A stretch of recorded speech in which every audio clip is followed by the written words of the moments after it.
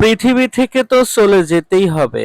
সারাদিন আমি খেয়ে থাকি অথবা না খেয়ে থাকি, সময় ফুরিয়ে যাবে। বিছানায় শুয়ে থাকলেও সময় চলে যাবে, আবার কোথাও ঘুরতে বের হলেও আপনার সময় চলে যাবে।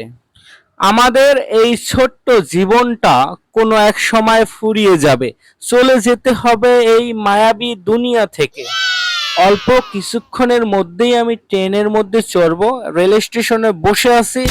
আসলে অনুভূতিটাই অন্যরকম। খুব শীঘ্রই দেখা হবে পরের কোনো ভিডিওতে। আমি এখন ট্রেনের মধ্যে উঠে যাব, ট্রেন চলে আসলো বিধায়।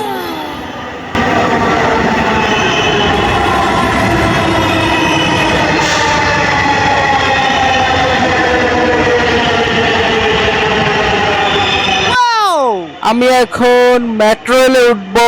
ভালো থাকবেন সবাই। ট্রেনের ভিতরে কিন্তু সেই রকম গরম না, এসি লাগানো আছে, অনেক ঠান্ডা। তাই ট্রেন থেকে নামার পরে একটা ছবি উঠাইলাম, ভালো লাগলো আমার।